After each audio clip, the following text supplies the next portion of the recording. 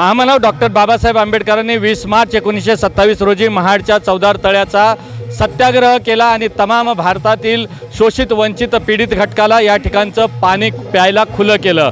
आज 19 आणि 20 रोजी राज्य आणि देशभरातून मोठ्या प्रमाणावर या ठिकाणी अनुयायी जे येतात विचारवंत या ठिकाणी येतात आणि प्रबोधन करत असतात। संविधान संवादक म्हणून ज्यांची ख्याती महाराष्ट्रामध्ये आहे असे राजवैभव आपल्यासोबत मॅक्स महाराष्ट्रावर जोडलेले आहेत। बाबासाहेब आंबेडकरांना अभिवादन केलं आहे। लोकशाही आणि संविधानाच्या रक्षणासाठी ते त्या ठिकाणी संवाद साधत असतात जनतेशी आणि त्याचं महत्त्व पटवून देत असतात। काय सांगाल, बाबासाहेबांना अभिवादन केलं, महाडच्या क्रांतीभूमीमधून हे अभिवादन केलं, काय संदेश द्याल महाराष्ट्राला? सर्वांना जय भीम, जय संविधान। मी राजवैभव शोभा रामचंद्र, संविधान संवाद समिती महाराष्ट्र या संघटनेचा राज्य सचिव आणि महाराष्ट्रभर सोबतच देशभर वेगवेगळ्या ठिकाणी संविधानाचा संवाद करत लोकांशी बोलत असतो।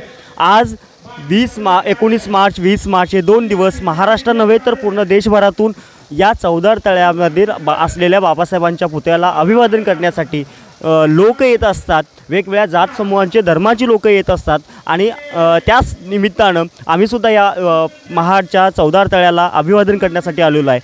20 मार्च 1927 रोजी जो इथं चौदार तळ्याचा सत्याग्रह झाला, जगातला पहिला पाण्यासाठीचा सत्याग्रह, ह्या सत्याग्रहाची संविधानाच्या मध्ये कुठं पाऊलखुणा दिसत असतील तर मी थेट असं म्हणेल, भारतीय संविधानातला आर्टिकल 17 जे लिहिलं गेलं 26 नोव्हेंबर 1949ला आपण स्वीकारलं गेलं, पण त्याच्या पाऊलखुणा कुठं दिसायला मिळतील तर त्या या सत्याग्रहामध्ये आहेत। भारतीय संविधानातील आर्टिकल 17 असं म्हणतं की आम्ही अस्पृश्यता मानणार नाही, आम्ही वेगळे कुणाचा भेदभाव करणार नाही। तीच भूमिका बाबासाहेबांनी 1927ला घेतली होती। संविधानामध्ये त्याला एक कायद्याचं स्वरूप आणण्याचं काम केलं।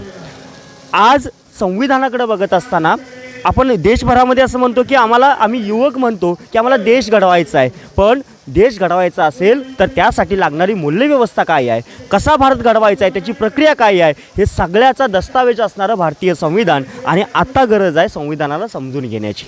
देशभरामध्ये असणारं सार्वभौमत्व, समाजवाद, धर्मनिरपेक्षता, लोकशाही, गणराज्य या सगळ्या मूल्यांचं व्हायलेशन होतं आहे। मी आता थेट असं म्हणेन की तुमच्या आमच्या सगळ्यांच्या अस्तित्वाचा प्रश्न आहे।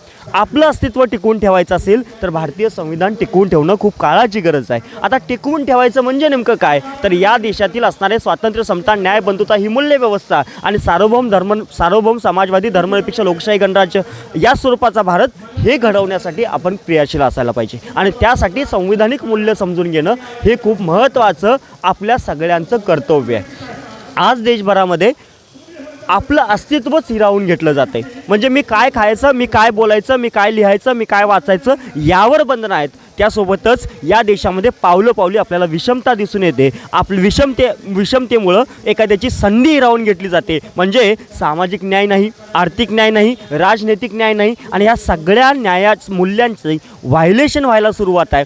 ते थांबवायचं असेल तर आम्हाला संविधान समजून घेऊन यावर मार्गक्रमण करावं लागेल। आणि सगळ्यात महत्त्वाची गोष्ट अशी की या देशातली लोकशाही टिकवायची असेल, लोकशाही टिकवण्यासाठी सगळ्यात महत्त्वाचं असतं ते प्रश्न विचारणारे लोक।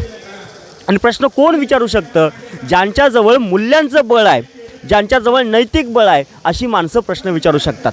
मग आता आपण समजून घ्यायला पाहिजे। आणि पुन्हा एक गोष्ट आहे क्रोनॉलॉजीमधली यापुढची की प्रश्न विचारणारे माणसांच्यावर नैतिक बळ असतं आणि नैतिक बळ येतं मूल्यातून। यासाठी संविधानिक मूल्यांचा आपल्या जगण्याचा अविभाज्य भाग बनवत, ते जगण्याचा भाग बनवत आपण जगायला हवी।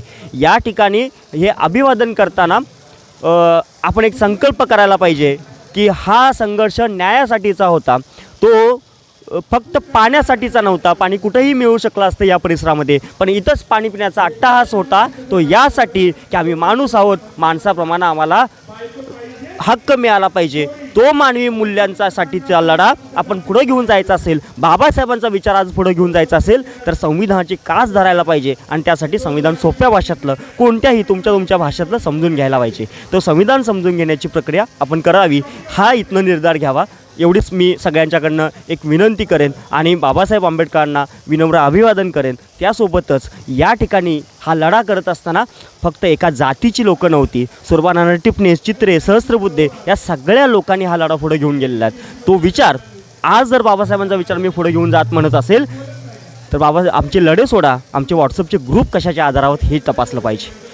बाबासाहेबांचा लढा जर जातीच्या आधारावरचा नव्हता, तो विचारांच्या आधारावरचा होता. आमचे व्हॉट्सअपचे ग्रुपसुद्धा आता जातीच्या आधारावर आहेत. हे बदललं पाहिजे. ही बदलण्याची प्रक्रिया या लढ्यातून आपण घेऊयात.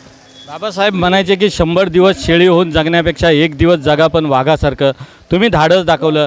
विकासाचा जो रथ ज्या मोदी सरकारच्या नावानं त्या ठिकाणी अधिकाऱ्यांनी आणला होता, तो रथ तुम्ही थांबवला आणि भारत सरकारचा रथ तुम्ही या ठिकाणी सांगितला. म्हणून महाराष्ट्रामध्ये तुमची अतिशय चांगल्या पद्धतीनं एक ओळख निर्माण झाली. ती काय भूमिका होती? बाबासाहेबांकडून कशी प्रेरणा मिळाली हे सर्व बोलण्यासाठी किंवा हिमतीनं तुमचा विचार मांडण्याची? भारतीय संविधान नावाची ताकद ही इतकी महत्त्वाची आहे की ताकद असं म्हणते की लाख लोक, एकटा नव्हे लाख लोक जरी मूल्यांच्या विरोधातली काम करणारे तुमच्या समोर असतील तर त्याला एकट्यानं भिडण्याची ताकद हे भारतीय संविधान देतं. आणि ह्या भारतीय संविधानाची, बाबासाहेबांनी दिलेल्या संविधानाची ताकद आपण ओळखायला पाहिजे. तो रथ ज्या वेळेला आला होता त्या रथाला मी कोणताही दगड मारला नाही.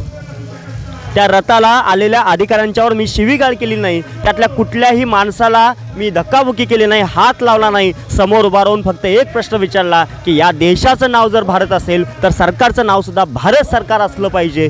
या एका प्रश्नामुळं त्यांना आता त्या 13 डिसेंबरपासून जवळपास मला वाटतं की 70-80 दिवस झाले असतील. 70-80 दिवस मी महाराष्ट्राच्या नव्हे तर देशातल्या वेगवेगळ्या ठिकाणी जाऊन ही भूमिका मांडतोय. माझ्यावर एकही गुन्हा दाखल झाला नाही. ही ताकदच भारतीय संविधानाची आहे. ही ताकद आपण सगळ्यांनी ओळखली पाहिजे आणि ही ताकद संविधान समजून घेतल्यानंतर येते अशी माझी खात्री बनली. आपल्यासोबत राजवैभव होते, संविधान संवादक आहेत. महाराष्ट्राने देशामध्ये ते संविधान काय, लोकशाही काय, बाबासाहेबाची घटना काय हे समजवत आहेत. आणि संविधानाची ताकद ओळखून घेतल्यानंतरच तुम्हाला विचार मांडण्याची क्षमता निर्माण होते अशी भूमिका राजवैभव यांनी मॅक्स महाराष्ट्रावर मांडलेली आहे. मॅक्स महाराष्ट्रासाठी धम्मशील सावंत, रायगड, कोकण.